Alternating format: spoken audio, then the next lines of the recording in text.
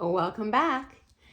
As ballroom dancers, we all are super eager to spread the word of ballroom dance to our friends, to our wider community, and to the world, because we personally have experienced firsthand the joys, the physical and mental health benefits of social dance and dance sport. And certainly when I was an amateur, I jumped through many hoops to promote ballroom dancing. Whenever I would have a free pass to a dance, instead of redeeming it myself, I would pay for my next dance admission and pass that free pass along to one of my friends, encouraging them to come. And straight up, guys, waste of time. Not one of them showed up. Waste of a good free dance pass. Okay, next up, number 2. When I turned pro, I took every opportunity possible to promote my lessons. Now, I never solicited in any way students from other dance studios. Even the studios that allowed you to put up flyers, I wasn't there to leech off the existing community. I really wanted to promote dancing and sell ballroom dance, so to speak, to newcomers, to bring new people in and grow the future of ballroom dance and dance sport. And I distributed literally thousands of flyers around town. Okay. And flyers including, first free private lesson, first month of group classes free, all of that out of my own pocket. And again, guys, sad, bad news. I don't think a single one of those was redeemed. Actually, no. I did a free Groupon and I got a few new students out of that. Groupon is like an online couponing site.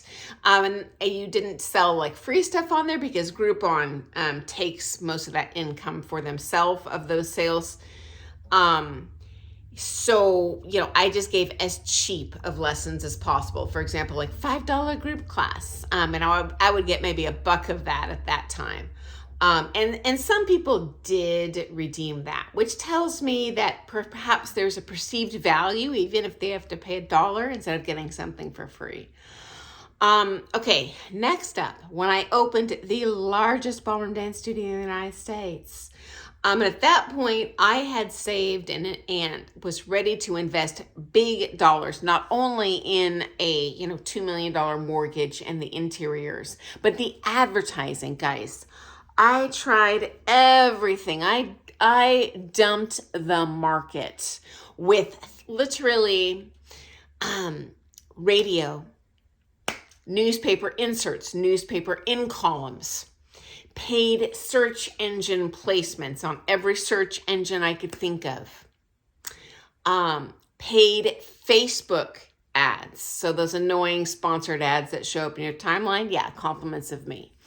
And as you can imagine, no one came from that. Waste of my money and probably just irritated people.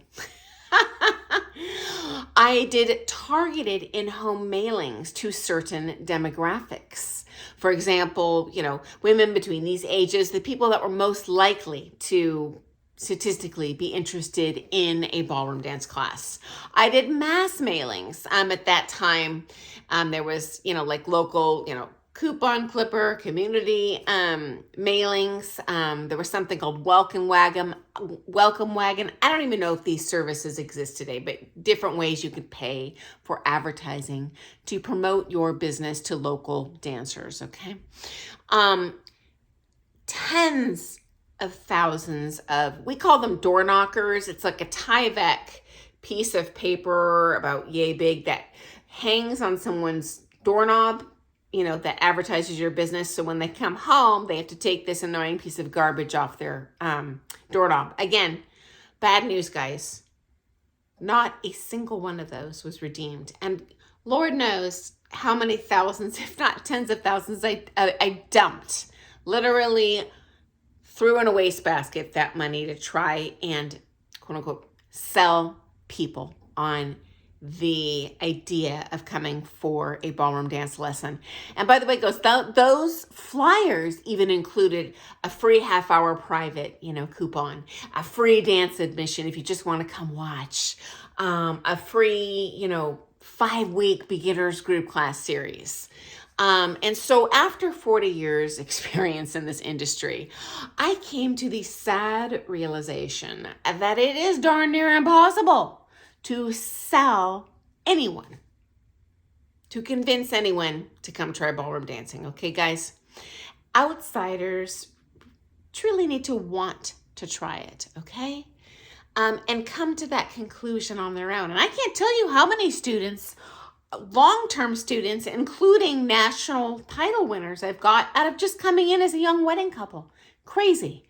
But they came to that conclusion on their own, whether it's, hey, I've got to learn to dance for my kids, 6th grade, first school dance or whatever. Okay, next up.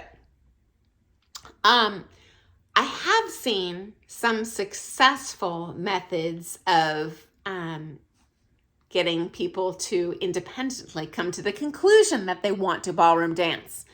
Here's what happened there.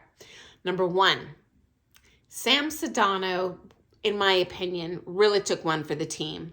Worked very hard to get PBS to film the Ohio Star Ball, which at this point, I'm not sure if this was the case when they first started doing it, but at this point, that is the largest competition in the United States, certainly for Pro-Am. And so, huge event. And so professional film cameras would come in, they would film the championship pro events, and then they had a dance off between the winners of the standard, the rhythm, the smooth, the Latin for a show dance. Anyway, people got to see, really for the first time, dance sport.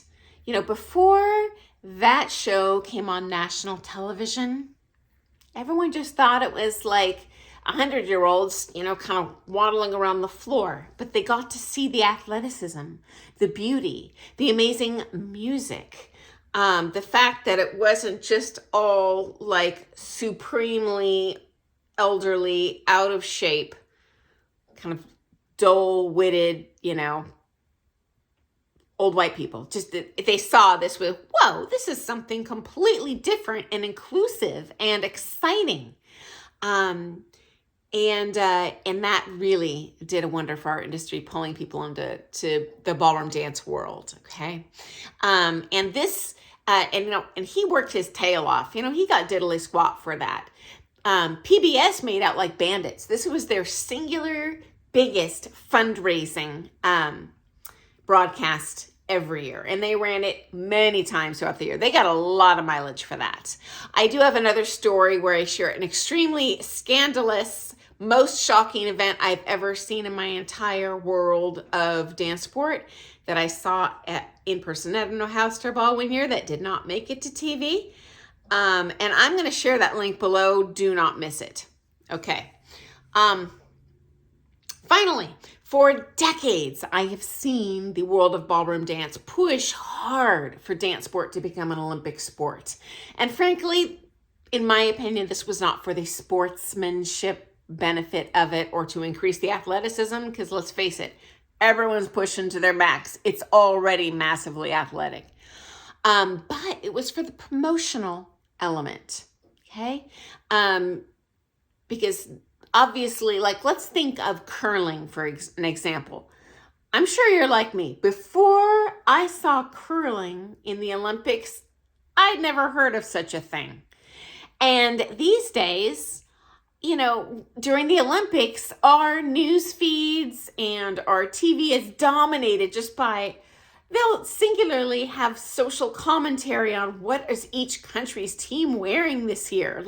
Huge, sales pitch successful for curling. I even have people now I know that do curling How on earth would that have happened without the Olympics? In my opinion, it wouldn't have. So unfortunately, that did not happen. I do feel that would have been successful. However, we've had something else that, in my opinion, has been even more successful. Once again, I am over my 10-minute mark, so I'm going to share a follow-up video on this.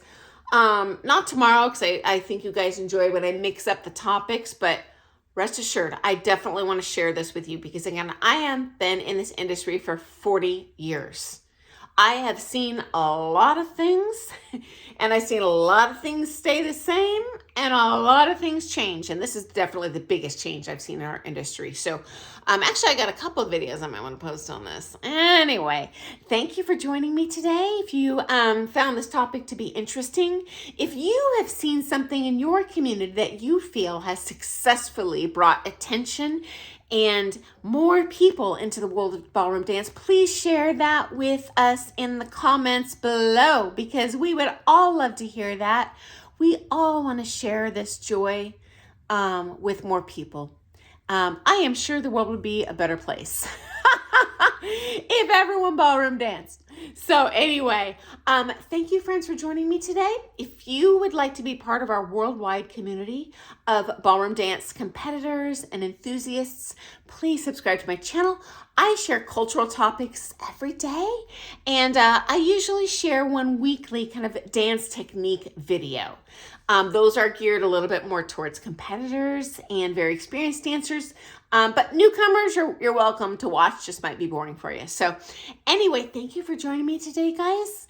Have a joyful dancing day. I look forward to seeing you first thing in the morning. Toodles.